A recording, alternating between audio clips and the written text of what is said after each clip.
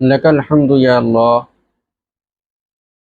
والصلاة والسلام على رسول الله وعلى آله وأصحابه نجوم الهدى. السلام علیکم ورحمۃ اللہ وبرکاتہ. معزز سامعین کرام، امید ہے کہ سبھی لوگ خیریت سے ہوں گے. اللہ پاک سب کو دونوں جہان میں شاد و آباد رکھے اور دونوں جہان میں خوب خیر و بھلائیاں نصیب فرمائے. آج میں پھر آپ کے سامنے ایک نئے پیغام کے ساتھ حاضر ہوں.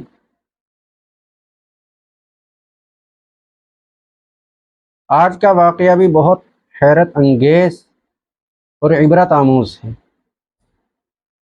سن کر روح تڑپ جائے گی. یہ واقعہ ایک ایسے نوجوان کا ہے جس نے 70 سال ماں باپ کی خدمت کی تھی. سنیے اور اپنا ایمان تازہ کیجیے. ایک دفعہ اللہ تبارک و تعالی نے حضرت سیدنا سلیمان علیہ السلام کو حکم دیا کہ آپ سمندر کے کنارے جائیں اور ہماری قدرت کا تماشا دیکھیں.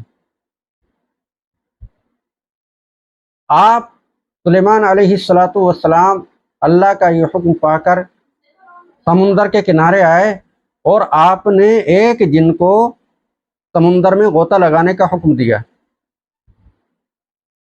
اس نے غوطہ لگایا لیکن واپس آ گیا، کہنے لگا مجھے کوئی چیز نظر نہیں ہے. پھر آپ نے اس سے زیادہ طاقتور جن کو جو ہے اس میں غوطہ لگانے کا حکم دیا.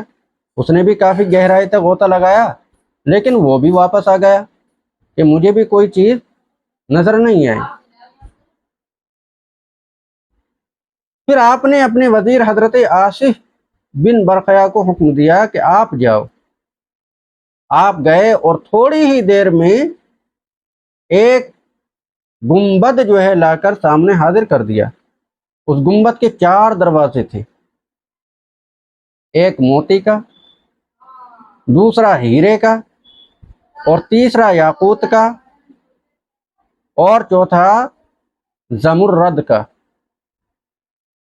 لیکن اللہ کی شان دیکھیے کہ چاروں دروازے کھلے ہونے کے باوجود اس میں پانی کی کوئی ایک بوند نہیں تھی.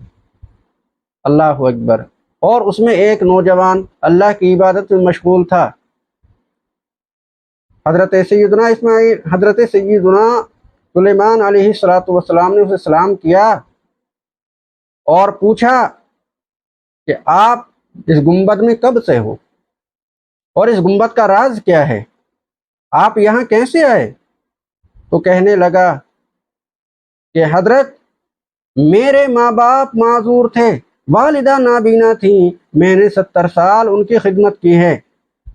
جب میری ماں کا انتقال کا وقت قریب آیا تو میری ماں نے یہ دعا دی کہ اللہ اس کو درازی عمر بالخیر نصیب فرما، یعنی لمبی عمر اور بھلائی کے ساتھ نصیب فرما. درازی عمر بالخیر کا مطلب لمبی عمر اور بھلائی کے ساتھ.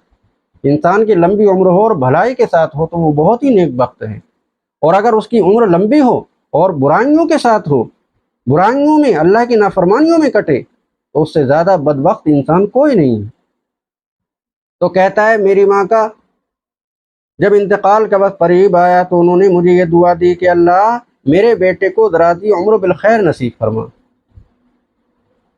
اور میرے باپ نے انتقال سے پہلے مجھے یہ دعا دی کہ اللہ میرے بیٹے کو ایسی جگہ عبادت پر لگا جہاں شیطان بھی نہ پہنچ سکے، شیطان بھی مداخلت نہ کر سکے.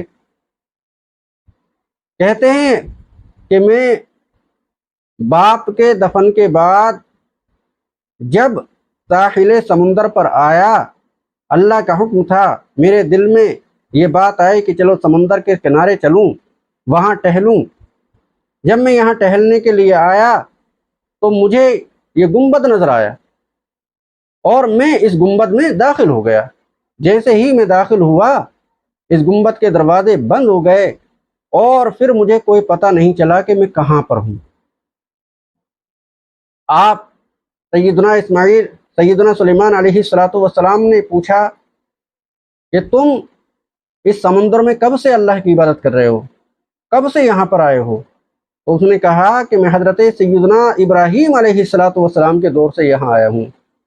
आपने समझ लिया कि इस नौजवान को इस समुद्री गुंबद में 2000 साल का अरसा हो गया है, लेकिन अल्लाह की शान देखिए, इस 2000 साल के अरसे में उसका एक बाल भी सफ़ेद नहीं हुआ था, अभी तक वो बिल्कुल नौजवान था।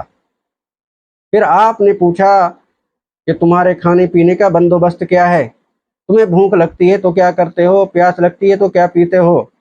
तो उसने कहा, हजरत जब मुझे भूख लगती है तो एक परिंदा अपनी चोंच में कोई जर्द रंग की चीज लेकर आता है, मैं उसे खा लेता हूँ, जिससे मुझे मेरी भूख भी मिट जाती है और मेरी प्यास भी मिट जाती है।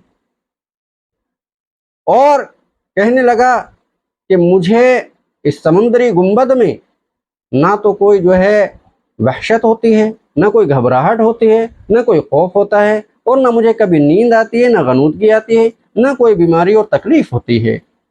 फिर उसने कहा, हजरत मुझे इजाज़त दे दीजिए और मेरे इस गुंबद को वहीं पहुंचा दें जहां ये था। हजरत सैयदना सुलेमान अलैहिस्सलातु वस्सलाम ने अपने जिन को हुक्म दिया और फिर उस गुंबद को समुद्र की तह में पहुंचा दिया, और फिर अपने साथियों से फरमाया कि देखो माँ बाप की दुआओं का नतीजा, लिहाजा उनकी नाफरमानी से बचो, उनकी बेअदबी से बचो और उनकी दुआएं लो।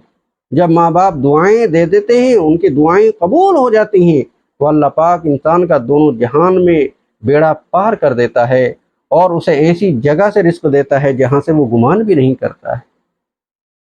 तो प्यारे इस्लामी भाइयों, अगरचे माँ बाप की खिदमत हमारे ऊपर शाख गुजरती है, हमें परेशानी महसूस होती है, तकलीफ़ महसूस होती है, लेकिन इसी तकलीफ़ में, इसी परेशानी में हमारे लिए दुनिया और आखिरत की भलाइयाँ छुपी हुई होती हैं। अल्लाह पाक हमें माँ बाप की खिदमत करने और उनकी दुआएं लेने की तौफीक अता फरमाए। आमीन बिजाहि नबी सय्यिदिल मुरसलीन व आखिरु दावाना अनिल हम्दुलिल्लाहि रब्बिल आलमीन।